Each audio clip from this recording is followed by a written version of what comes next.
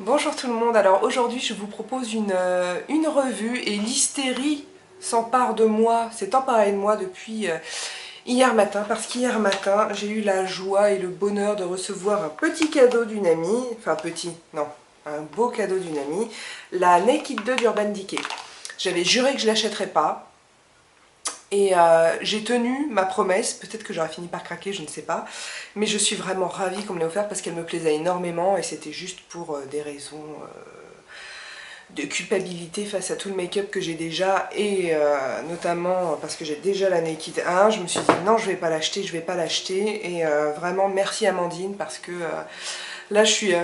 ma frustration s'est envolée, la Naked 2 est vraiment, vraiment je l'adore, donc un grand merci à toi. Donc bah, je vais vous faire la revue de cette palette. Donc voilà comment elle se présente fermée et à l'intérieur. Donc vous avez, je ne les ai même pas comptés, 2, 4, 6, 8, 10, 12, vous voyez, comme la Naked 1. Donc vous avez 12 fards, un pinceau double embout, on va en reparler, et puis un mini gloss repulpant, machin, tout ça. Comme j'ai la Naked 1, je vais pouvoir vous faire un petit comparatif. Bon, alors il y en a déjà eu des milliards sur YouTube. En plus la Naked 2 est sortie depuis un certain moment, donc ben voilà, il y a déjà beaucoup de monde qui ont fait des revues. Mais comme je ne m'adresse pas qu'à un public de youtubeuses, je pense que ça va en intéresser certaines. Voilà. Alors, donc, la Naked 1 et la Naked 2, les différences. Donc voilà, donc les deux font la même taille, à peu près. Au niveau du packaging, je préfère vraiment celui de la Naked 2. Alors, c'est pas pour ça qu'il faut l'acheter, hein. Vraiment, je vous parle des packaging et tout, mais généralement on achète pour ce qu'il y a dedans, hein. Mais bon, c'est quand même sympa de le noter. Donc si la Naked 1 avait un packaging vachement beau, c'est du velours ici. Donc vous voyez, il a déjà quand même pas mal vécu et tout. Donc ça déjà, bah, voilà le truc en velours et le doré pas protégé, bah, au bout d'un moment ça s'efface, ça prend vachement la poussière, il faut le nettoyer tout le temps, enfin pour que ce soit pas crade. Donc vraiment, là c'est quoi? On dirait un peu du métal, celui de la Naked 2 est vachement mieux. Ensuite, quand on l'ouvre, donc la Naked 1 ça se présentait comme ça, bon là-dedans, attendez, j'ai pas assez de mains, c'est terrible. Là-dedans il y avait un crayon. Donc bon, les fards se présentent de la même manière, mais moi ce que j'aime bien déjà, c'est que le miroir de la Naked 2 est beaucoup plus grand, donc c'est déjà carrément plus sympa. Voilà pour ce qui est du packaging. Ensuite, les tons. Alors, attendez, comment je vais faire pour pas en mettre partout? Je vais faire ça comme ça, hop. Désolée, hein. Alors, qu'est-ce qu'on peut remarquer? Donc, en haut, vous avez en haut, vous avez la Naked 1 et en bas, la Naked 2. En haut, alors, les fards de la Naked 2 sont dans l'ensemble un petit peu plus clairs. Bon, moi, ça ne me dérange pas du tout.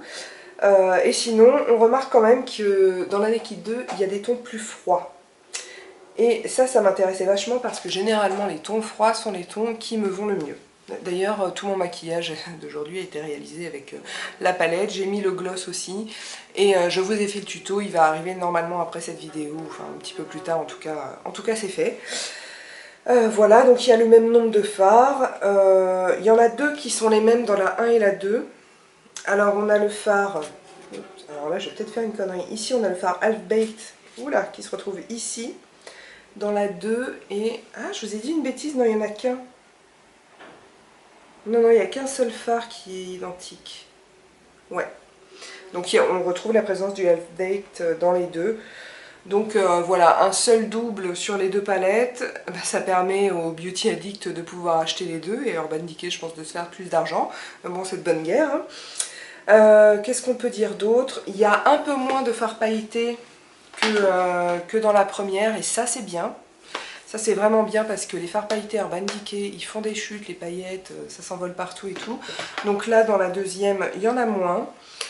J'ai pas compté, remarquez, j'aurais peut-être dû. Alors, il y a deux fards mat. Donc ici le Foxy et le Tease. Qui sont tous les deux très beaux. Ici on en a un troisième qui aurait pu être mat, mais non, en fait c'est un satiné, donc c'est très joli aussi. Et le Busted, il est, moi je dirais qu'il est satiné aussi. Voilà. Excusez-moi, il y en a 3 des mats, il y a le noir, je dis n'importe quoi. Il y a aussi donc le Blackout. Voilà, bon, je pense qu'on peut passer au swatch. Donc là, déjà, avec cette palette, vous avez vraiment de quoi faire des make-up du plus léger au plus intense, sans problème. La qualité, bah, c'est la qualité des fards Urban Decay. J'ai déjà fait 2 make-up avec. Oui, je l'ai eu qu'hier, mais je me maquille plusieurs fois par jour quand j'aime. Voilà, bon, bah, je vais passer au swatch. Alors, je vais commencer par les plus clairs et puis je vais finir par le noir. Donc on va commencer, je vais vous swatcher les 4 premiers, donc le Foxy, le Half Baked, le Booty Call et le Chopper. Donc le Foxy ici, c'est un fard mat. C'est un fard mat, donc ça va servir beaucoup en touche lumière, je pense. Hop, sur la main, ça donne ça. Attendez, je suis pas dans le bon sens là. Voilà, bon alors ça se voit pas beaucoup, c'est normal, c'est un fard très clair. Ensuite on a le Half Baked pardon, qui est un très très beau doré chaud. Hop. Donc ça c'est un doré chaud. Vous voyez, parce que les reflets sont quand même assez chauds. Et pour que vous vous rendiez compte, parce que peut-être que vous dites parfois je parle de ton chaud, de ton froid, etc. On ne sait pas trop ce que ça veut dire. Il y a un deuxième doré ici. Alors, donc ça c'est le Half Baked que je viens de vous présenter. Et on a aussi le Suspect, qui est un doré beaucoup plus froid. Et je vais vous les mettre à côté pour que vous vous rendiez compte. Hop. Donc ça c'est le Suspect. Et si je le mets à côté, voilà. Donc vous voyez, alors c'est un doré, bon il est un peu plus rosé. Mais quand je parle de ton chaud et froid, voilà la différence. Ça c'est chaud comme ton, et ça c'est froid. Vous voyez la pigmentation, elle est quand même super sympa. Hein. Alors, donc je prends le troisième fard, le Booty Call, qui est un rosé très très clair, un champagne rosé très clair. Donc, et qui est lui satiné, voilà sur la main. Non, sur le doigt et sur la main, ça donne ça. Ensuite, on a le Chopper, qui est ça ressemble à de l'or rose. Moi, ça m'a fait penser à de l'or rose. C'est un peu la couleur de l'or rose. Ensuite, on va passer au fard Tease. Et le fard Tease, je le trouve hyper intéressant.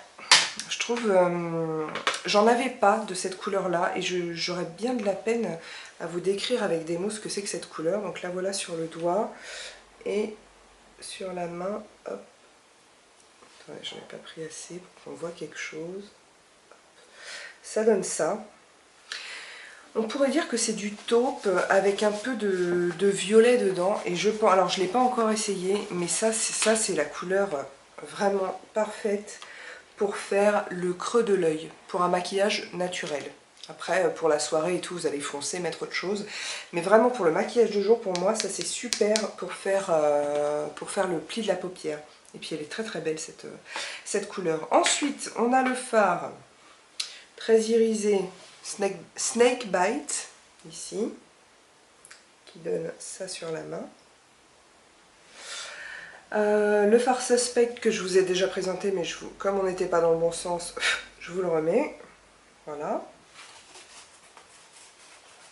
Ensuite, on va arriver à un de mes chouchous. Le fard Pistol. Attends, j'en ai partout. Alors, le fard Pistol qui est donc un gris vachement irisé, vous voyez. Sur la main, ça donne ça.